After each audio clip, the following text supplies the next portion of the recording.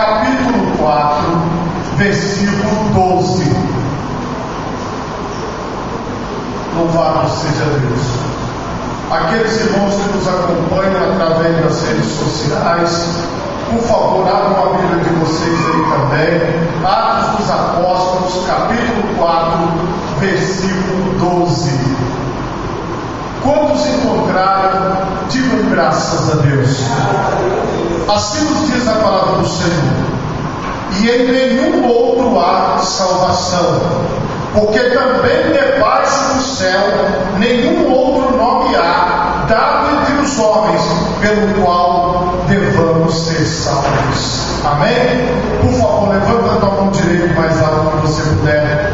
Feche os seus olhos e oremos a Deus. Pai Todo-Poderoso, neste momento, Senhor, eu quero te louvar e te bendizer por tua santa palavra que acabou de ser lida aqui neste lugar, Pai. Que esta palavra, Senhor, possa vir de encontro às nossas vidas. Que este evangelho do reino, Senhor, que estará sendo pregado, possa produzir, Senhor, frutos para a tua obra, frutos para o teu corpo, para a tua igreja, através do teu Santo Espírito. É o que eu te peço, em nome de Jesus. Amém. E graças a Deus. Podemos assentar, meus irmãos, em nome de Jesus. Meus irmãos, o tema da mensagem esta noite é: o Salvador é Jesus. Como introdução a esta palavra, eu quero ler com vocês em 1 Timóteo, no capítulo 2, no versículo 5. Porque há um só Deus e um só mediador entre Deus e os homens, Jesus Cristo, homem. Muitas vezes, irmãos, a religião cristã, ela foi perseguida ao longo dos séculos, porque as outras religiões não aceitavam o fato da pregação do cristianismo ser que somente através de Jesus existe salvação, que fora do Senhor Jesus não existe vida eterna. A vida eterna está em conhecer o Evangelho. O Evangelho é Jesus, Jesus é o Evangelho, e através de Jesus nós alcançamos a vida eterna. Nós não alcançamos a vida eterna através do pastor, nós não alcançamos a vida eterna através da placa da nossa denominação, nós não alcançamos a vida eterna de acordo com o programa que nós participamos ou dos grupos que nós fazemos parte. Nós alcançamos a vida eterna mediante o único mediador entre Deus e os homens, o qual é Jesus Cristo. Jesus disse: onde estiverem 2 ou 3 pessoas reunidas no meu nome, aí estou eu no meio deles. Jesus está presente aqui nessa noite. Então nós não necessitamos de intermediários. Os cristãos, eles não têm ídolos. Os cristãos, eles não têm personalidades que eles acham que aquela personalidade ela é mais poderosa do que a outra, ou que Deus usa uma pessoa mais do que a outra. Não. Os cristãos, eles compreendem que tudo é por intermédio de Jesus. Tudo é através de Jesus. Se na reunião, em nome de Jesus, ele está presente, então nós já temos tudo que nós precisamos. Nós não precisamos de mais nada, porque se nós temos Jesus, nós já temos tudo que nós precisamos. E a religião cristã, ela foi perseguida e é até hoje. Se você entrar na internet e pesquisar, você vai ver que os ateus, eles falam exatamente isso. Como é que pode alguém dizer que só existe um caminho para a eternidade? Não. Os homens dizem que existem vários caminhos. Os homens dizem assim: todos os caminhos levam a Deus. Mas não é isso que Jesus ensinou. Jesus disse que só Ele leva ao Pai. Então, muitas pessoas não têm essa compreensão. E como eu disse a vocês, acabam lutando contra isso. Elas lutam contra a verdade de Deus e elas formam seitas, elas formam outras religiões, elas formam grupos de pensadores, elas fundam escolas, elas criam várias filosofias para que através dessas filosofias elas possam satisfazer o seu intelecto. Porém, independente do que os homens e as mulheres façam, vai continuar continuar sendo Jesus Cristo, o único mediador entre Deus e os homens. Não tem outro mediador, não tem outro intermédio, não tem outra forma, segundo aquilo que nós entendemos da palavra de Deus. A palavra do Senhor, pregada pelo próprio Cristo, lá em João, no capítulo 3, a partir do versículo 17, vai nos mostrar como ele pensa tudo isso. João capítulo 3, versículo 17 em diante. Jesus falou assim: porque Deus enviou o seu Filho ao mundo, não para que condenasse o mundo, mas para que o mundo fosse salvo por ele. Quem crê nele não é condenado, mas quem não crê já está condenado, porquanto não crê no nome do unigênito Filho de Deus. E a condenação é esta: que a luz veio ao mundo e os homens amaram mais as trevas do que a luz, porque as suas obras eram más. Porque todo aquele que faz o mal aborrece a luz e não veio para a luz, para que as suas obras não sejam reprovadas. Mas quem pratica a verdade vem para a luz, a fim de que as suas obras sejam manifestas, porque são feitas em Deus. Veja que explicação simples. Aqueles que são de Deus, essas pessoas vão até Jesus. Essas pessoas encontram Jesus, Jesus encontra essas pessoas. De alguma forma, Deus usou alguém para que a palavra de Deus chegasse até nós. Deus usou talvez uma criança, talvez um junior, talvez um adolescente, talvez um jovem, talvez um adulto, talvez um ancião. Mas o fato é que nós também, como instrumentos de Deus, somos usados para que a palavra de Deus chegue na vida das pessoas, para que a palavra de Deus alcance outras pessoas. Irmãos, muitas vezes nós não compreendemos como Deus age, mas Deus ele já está agindo desde antes da fundação do mundo. O que está acontecendo na tua vida neste tempo já foi projetado por Deus na eternidade. Deus ele está na linha do tempo no passado, ele está hoje aqui no meio de nós e ele está lá na frente vendo o que vai acontecer. Então Deus ele está em todos os lugares ao mesmo tempo. Muitas vezes você acha que o que está acontecendo só está acontecendo agora. Não, Deus já sabia de tudo, Deus já conhecia tudo o que deveria acontecer e ele deixou bem claro isso. Os homens não quiseram a luz, eles quiseram as trevas. Infelizmente é isso. Ele veio para salvar, o Senhor Jesus veio. Ele veio para poder mudar a vida das pessoas, veio. Mas todos querem ter a vida mudada? Não. Todos querem ter a vida transformada? Não. E nós, meus irmãos, precisamos compreender isso, que algumas pessoas não querem receber o Senhor Jesus. Algumas pessoas não querem se abrir para Deus, como vocês viram claramente aqui no texto. Também, voltando em Atos dos Apóstolos, só que aqui no capítulo 3, a partir do versículo 15, veja o que o apóstolo está falando. E mataste o príncipe da vida, ao qual Deus ressuscitou dos mortos, do que nós somos testemunhas. Mas ele começa o seu discurso bem anteriormente, quando ele está falando, está pregando, está ensinando quem é Jesus para todas essas pessoas. E o apóstolo, ele vai falando, ele vai dando o seu discurso, e ele diz: e pela fé no seu nome, fez o seu nome fortalecer a este que vedes e conheceis, e a fé que é por ele deu a este, na presença de todos vós, essa perfeita saúde. E agora, irmãos, eu sei que o fizeste por ignorância, como também os vossos príncipes, mas Deus assim cumpriu o que já antes pela boca de todos os seus profetas havia anunciado, que o Cristo havia de padecer. Arrependei-vos, pois, e convertei-vos, para que sejam apagados os vossos pecados e venham assim os tempos do refrigério pela presença do Senhor. O apóstolo Pedro, juntamente com o apóstolo João, tinham acabado de fazer uma operação maravilhosa. Um homem que era coxo, paralítico, acabara de voltar a andar. E aquelas pessoas ficaram eufóricas.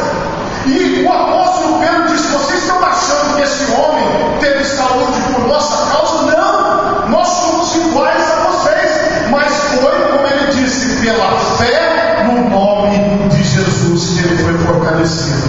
Então, para que serviu o milagre? Para que houvesse arrependimento e remissão dos pecados, e perdão dos pecados, e esquecimento dos pecados.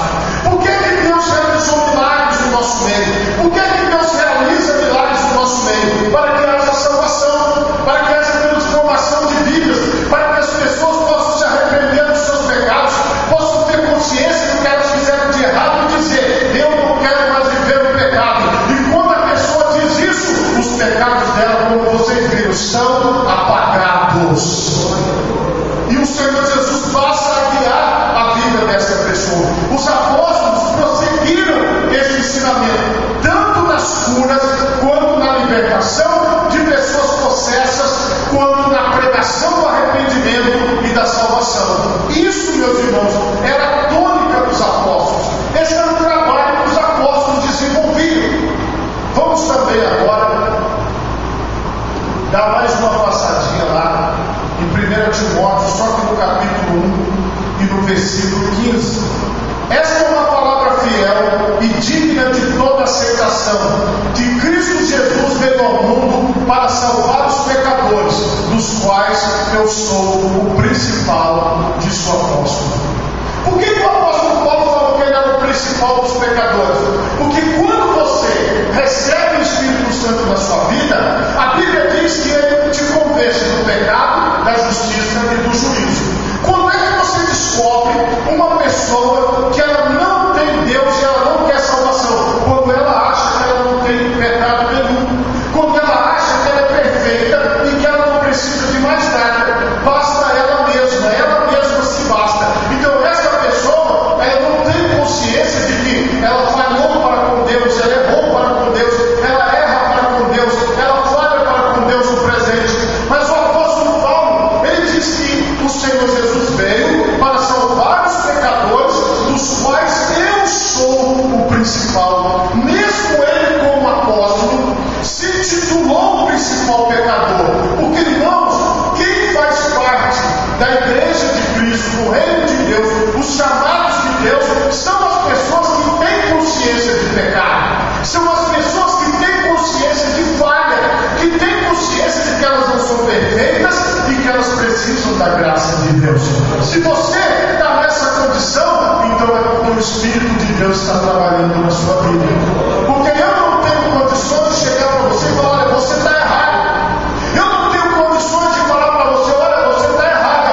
Mas o Espírito Santo faz através da palavra. O Espírito Santo ministra em nós. E você começa a compreender: olha, nisso aqui eu sei que eu estou errado. Pai, me perdoa. Eu não sou digno de ser chamado teu filho. Faz de mim como um dos teus trabalhadores. E aí você recebe o perdão do Senhor. E você continua na casa do Senhor. E você continua na presença do Senhor. Só que essa consciência, ela não é produzida por mim. Porque a maioria das pessoas, elas querem reforçar o erro delas. Elas querem dizer que elas não estão erradas. Elas não querem admitir que elas fizeram algo errado. E é só através do Espírito Santo que elas conseguem se considerar o maior de todos os pecadores. Se você se sente errado, se você se sente errada, se você acha que você fez alguma coisa que desagradou a Deus, saiba, isso não vem de você, vem do Espírito de Deus ministrando sobre a sua vida. Vamos andar mais um pouquinho aqui e chegar em Apocalipse, o último livro da Bíblia. Eu quero ler com vocês primeiro aqui no capítulo 13 e no versículo 8. Preste bastante atenção nisso, olha só. E adoraram a todos os que habitam sobre a terra, esses cujos nomes não estão escritos no livro da vida do Cordeiro, que foi morto desde a fundação do mundo. Aqueles homens que vão adorar a besta, o falso profeta e o anticristo lá no final dos tempos, que é o contexto de Apocalipse,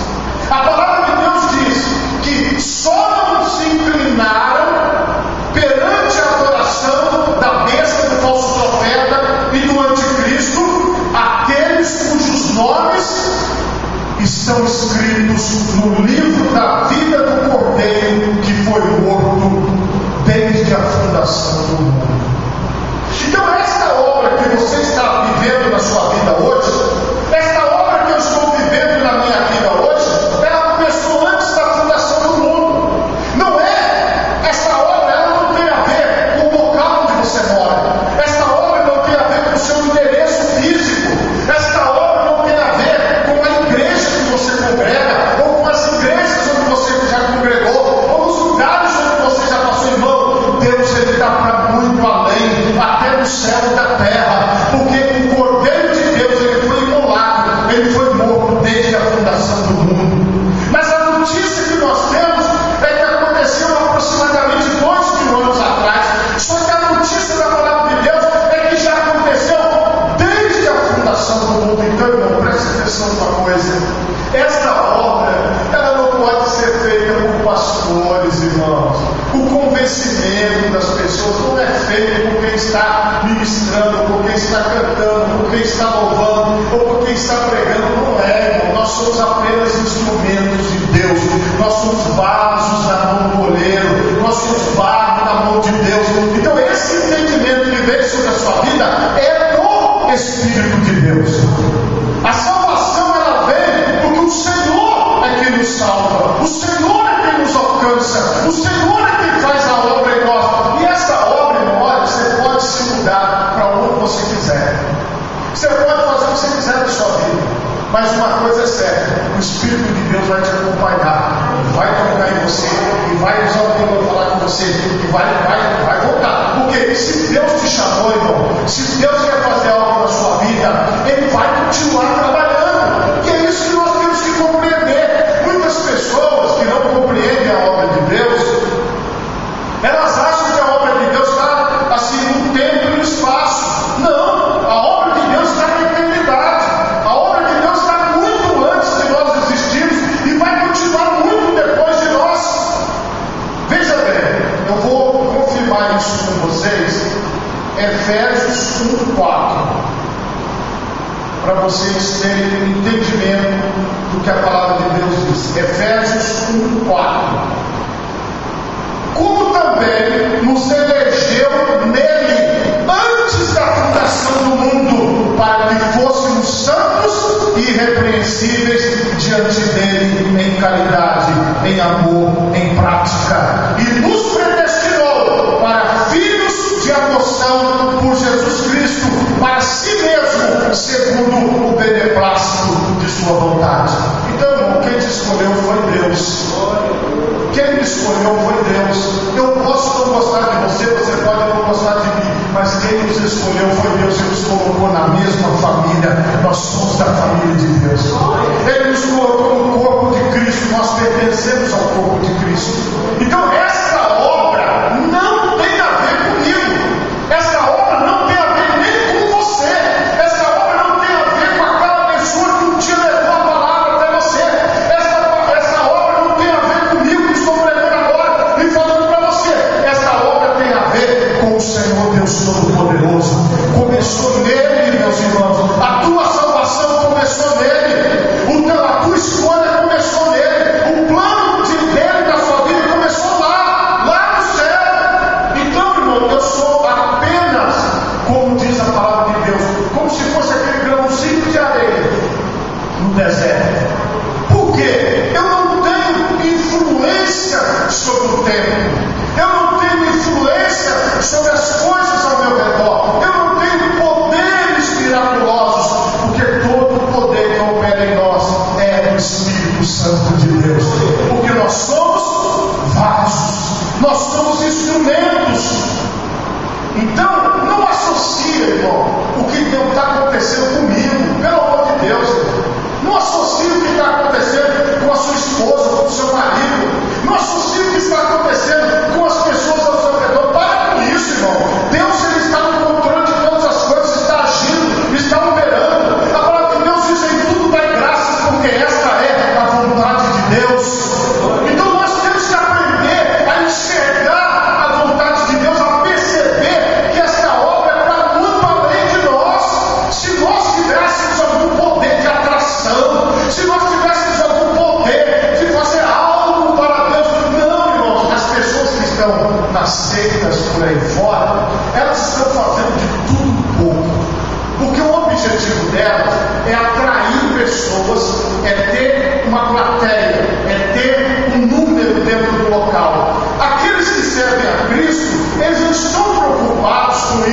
eles estão preocupados em levar o Evangelho de Jesus para que os escolhidos de Deus sejam despertados, para que a palavra de Deus seja pregada, o Espírito Santo trabalhe. Então o Espírito Santo trabalha através de mim, ele trabalha através de você, ele trabalha através das outras pessoas, para que as pessoas sejam alcançadas e impactadas pelo poder de Deus. Então é algo muito maior, é algo muito grande, como vocês acabam de observar na leitura que nós estamos fazendo.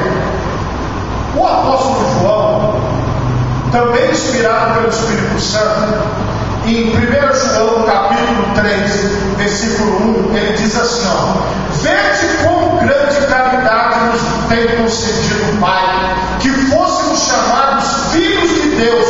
Por isso o mundo não nos conhece, porque não conhece a Ele.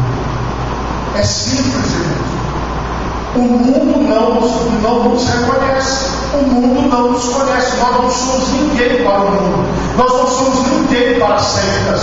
Nós não somos ninguém para as pessoas que estão progredindo, que estão chegando nos lugares onde elas querem. Eles vão sempre nos olhar como desdém. Por quê? Porque nós somos chamados filhos de Deus por adoção. Então o Senhor te adotou como filho. O Senhor te trouxe como filho. E o Senhor te deu um assento na mesa como filho. Mas eu não posso deixar de voltar em Apocalipse. Só que agora, no capítulo 12, versículo 11: e eles o venceram pelo sangue do Cordeiro e pela palavra do seu testemunho, e não amaram a sua vida até a morte. Só há uma possibilidade de vencer: você amar a Jesus acima de todas as coisas, você abraçar o Evangelho de Cristo, você abraçar o que Jesus representa para você, você servi-lo com amor, você servi-lo com dedicação, você adorá-lo, você estar aos seus pés, você estar diante dele. É isso que agrada a Deus. E as pessoas, irmãos, que abraçam a fé, as pessoas que abraçam Cristo, as pessoas que vivem para a glória de Deus, elas têm esse comportamento. Elas não têm um amor pela sua vida, que a pessoa diz assim: não, eu preciso cuidar de mim, eu preciso de dar mais espaço para mim, eu preciso estar mais em tal lugar, eu preciso fazer mais para mim. Não, a pessoa que está em Cristo, ela fala: eu preciso fazer mais para ti, Senhor, eu preciso fazer mais para te agradar, eu preciso fazer mais para te adorar, eu preciso te servir mais com amor, eu preciso fazer as coisas que são para a tua glória, porque o que arde dentro daquele que é de Cristo é fazer a obra do seu Senhor, é fazer a obra de Cristo, é fazer a obra que agrada a Deus, é fazer a obra que louva a Deus. Muitas pessoas, irmãos, estão por aí fazendo vários planejamentos e tendo várias ideias para fazer muitas coisas neste mundo. Mas você que é de Cristo, toda a ideia que você tem, todo o pensamento que você tem, leva você a glorificar a Deus, leva você a adorar a Deus, leva você a bendizer o nome do Senhor. Voltando aqui para Lucas, no capítulo 19 e no versículo 10, Jesus, ele diz assim: porque o Filho do Homem veio buscar e salvar o que se havia perdido. Então ele sabe que existem pessoas que precisam ser alcançadas, existem pessoas que precisam ser salvas. Esta pessoa sou eu, esta pessoa é você. Eu preciso da salvação que vem de Jesus, você precisa da salvação que vem de Jesus. Nós precisamos ser salvos por Cristo, porque de nós mesmos, pela consciência que o Espírito de Deus nos dá, nós não temos condições de nos salvar a nós mesmos. Nós não temos condições, pelo nosso comportamento ou por aquilo que nós fazemos, de alcançar aquilo que é a vontade de Deus. Mas nós, com o coração quebrantado, com a nossa vida no altar, nós entendemos que somente Jesus pode nos salvar. Meus irmãos, quando o Senhor nos alcançou, Ele nos alcançou de uma forma tão extraordinária, que o escritor aos Hebreus, ele diz assim, no capítulo 2 e no versículo 3: como escaparemos nós, se não atentarmos para uma tão grande salvação, a qual, começando a ser anunciada pelo Senhor, foi-nos depois confirmada pelos que a ouviram. O Senhor Jesus começou a anunciar essa tão grande salvação, e o escritor aos Hebreus diz: como escaparemos nós, se não atentarmos para tão grande salvação? O Senhor veio nos salvar. O Senhor é o nosso Salvador. Jesus é o nosso Salvador. Jesus é o teu Salvador. Jesus é o meu Salvador. Jesus é o Salvador daqueles que foram alcançados pela pregação, daqueles que foram alcançados pelo Senhor e que amaram a sua vida. Veja, meus irmãos, que Jesus, ele vai dizer aqui em Mateus, no capítulo 8, no versículo 11: mas eu vos digo que muitos virão do Oriente e do Ocidente e assentar-se-ão à mesa com Abraão, Isaque e Jacó no reino dos céus. Todos esses personagens da Bíblia que nós lemos, todos esses personagens da Bíblia, homens e mulheres que fizeram a obra de Deus, nós vamos encontrar com eles. E olha o que o Senhor diz: muitos virão, nós fazemos parte desses muitos, e assentar-se-ão à mesa com Abraão, Isaque e Jacó. Jesus que falou: muitos virão e se assentarão. Então somos nós fazemos parte desses muitos que se assentarão. Agora, você tem problema na sua vida? Tem. Você tem dificuldade na sua vida? Tem. Você passa por coisas que você gostaria de ter evitado? Sim. Você passa por problemas que você gostaria de ter evitado? Sim, passa. Mas nada disso arranca a tua salvação. Você é de Jesus Cristo, e Jesus veio para te salvar, e veio para te redimir, para te colocar sentado na mesa com Abraão, Isaque e Jacó. Eu quero ser cobrado como pastor no céu. Eu faço questão de entrar na fila da cobrança. Sabe por quê, irmãos? Porque o nosso papel é falar a verdade. Todas as mensagens que eu preguei aqui nessa igreja, 9 anos pregando aqui, 99,9% estão no meu canal na internet. Estão algumas no canal da igreja, outras no Facebook da igreja. É só você pegar lá. É Bíblia, é palavra de Deus, é mudança de vida, é transformação.